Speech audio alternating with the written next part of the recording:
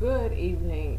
This is Debra V. Wilson. It is the 26th of July, 2018. The day is Thursday. The time is 2100 hours and 7 minutes, and that's GMT minus 6. Okay.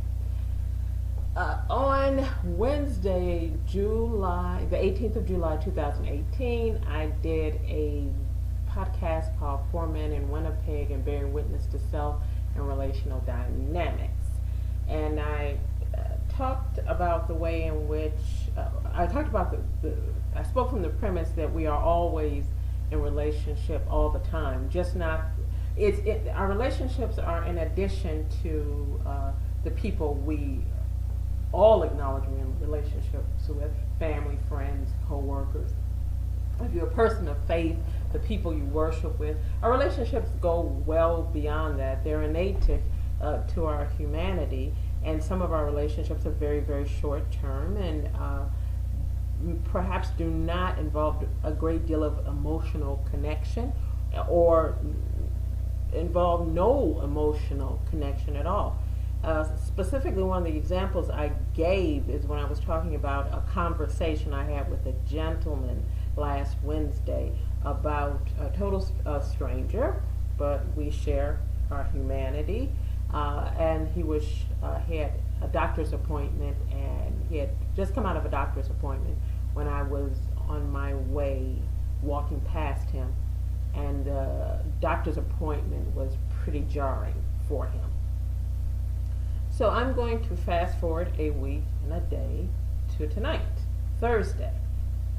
I was on the bus. I caught the bus after 8 o'clock p.m., 21 after 20 hours p.m. And it went through downtown Winnipeg. And whilst we were still downtown Winnipeg, there was a couple, older couple, middle-aged couple, and all we could hear was a great deal of profanity. Both members in the relationship, and I don't know if it was a romantic relationship, a familial relationship, or a friendship. I don't know what the nature of the relationship was, but they were in relationship. They got on the bus and they continued the argument. And the words they used were to each other were, I have a bit of a potty mouth myself, but the things they were saying to each other were very toxic and verbally abusive. And people, I moved away from them. I moved to the back of the bus, and people were moving about, and the driver, you could see the driver leaning over and looking back at them. The verbal sparring escalated to physical sparring. And so as the driver was trying to continue on with his route, but this discourse between these two people it was already problematic with the profanity and the wishing each other harm and ill, and but when it escalated to fighting.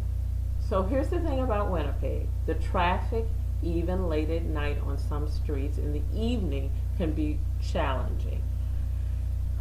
And that was the case this evening. In addition to that, there were a slew of police cars. So we were just kind of stuck in the traffic. It's still light out now, and it was even the sun shining. It's Winnipeg. The sun sets pretty late here. So in any case, I'm sitting.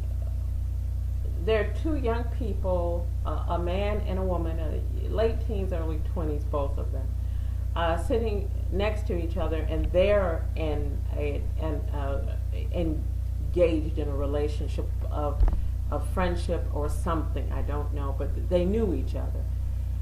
And I'm sitting there, 60 years old, and I'm really starting to panic. The people were at the front of the bus, but when the physical fighting, it was too much. The violent words they used were problematic enough, but the physical fighting. So I heard the boy say to the girl, the young man to the young woman, we should say something to the police. Where she was seated near the window, and he was on the other side of her. So I had my back to the window. I was in a different seat, but sitting. I don't have a sense of direction at all. So perpendicular to them, right? Okay. So she starts banging on the window, and I join in. We could tell the traffic was about to break, so we were about to pull off, and the driver is screaming at the two of them he's got his voice raised telling them, you have to stop or get off the bus. You have to stop or get off the bus. So there's a slew of police cars, some unmarked, some marked cars. There were ambulances. We never quite figured out. Well, the young man said he thought he had a suspicion about what was going on. He did voice it, but I don't know. It was a suggestion, and I don't like to throw suggestions out like that. Well, anyway, something was going on. So we realized the traffic was braking, so the bus was able to take off. Whether the driver was actually going to do it or not, I don't know. But the young girl, the top window, so these windows on these buses are pretty generic. Buses are the same way in Chicago and in other cities that I've lived.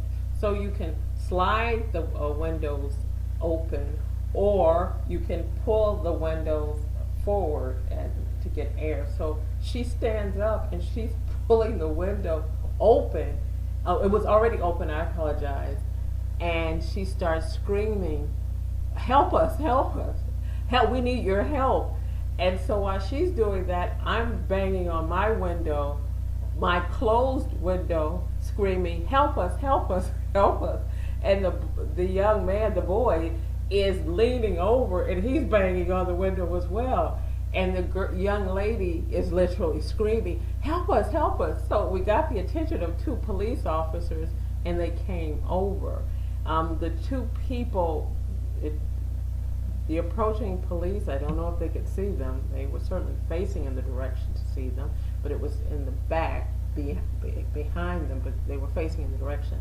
And there were police cars everywhere, which is another interesting thing. The physicality of their disagreement was not hampered by the sight of numerous uniformed police officers, marked cars and unmarked cars.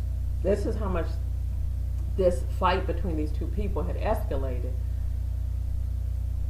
Again, the police, we got the attention of the police. The police boarded the bus, and the two were removed from the bus.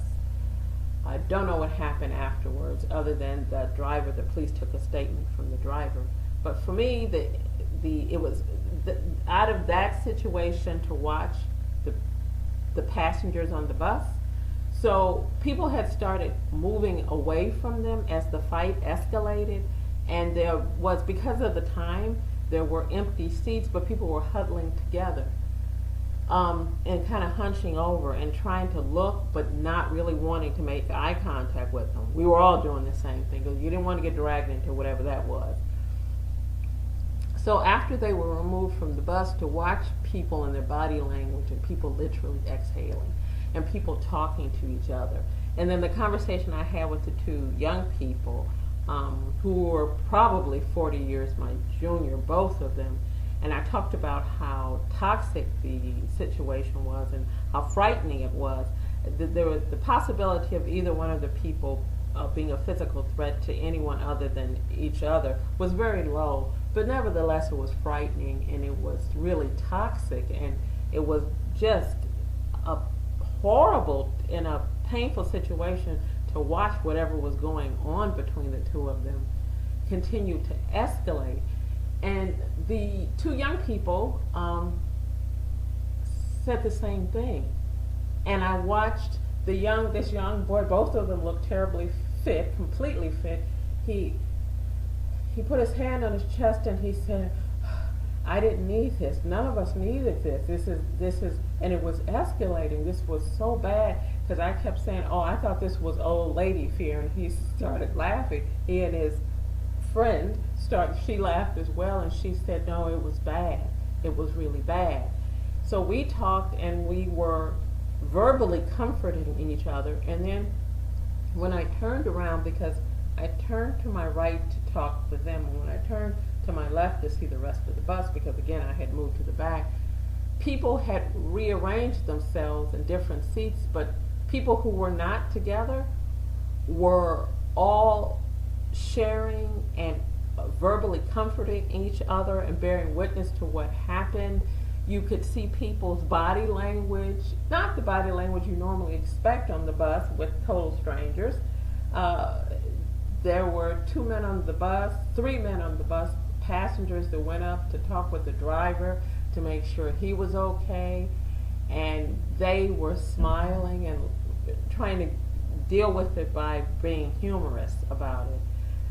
I continue to marvel at the way in which I am a person of faith, and I continue to marvel at the way in which we are wired to be in community, to be interconnected. I believe our communities are small, and our relationships are small, and they're quite massive. We have all these amazingly wonderful intersecting relationships that are perpetual and ongoing and have different degrees, and I think it's absolutely fascinating and wonderful, and that's part of our humanity, what it is to be human. So I did mention I'm going to be doing a little traveling, and it will be challenging to step away from Winnipeg. It will be challenging. Tonight I saw, yet again, a city that has challenges, but a city with people that are never far away from the reality that they are in relationship with others, and those relationships are far and wide. And this is a city, a community of people that are perpetually not just aware of those relationships, but constantly looking at and examining relational dynamics. There's a bus ride this evening in Winnipeg, but for me it was a bus ride that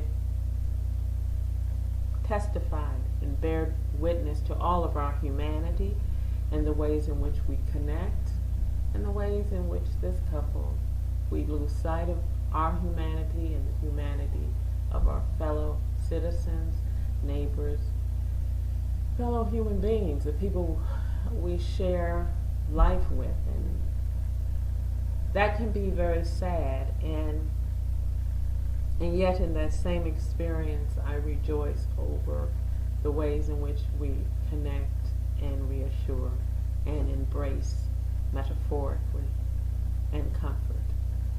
This is Debra V. Wilson, again in Winnipeg, looking at relational dynamics and always curious about the way in which we experience our interconnected humanity. Thank you.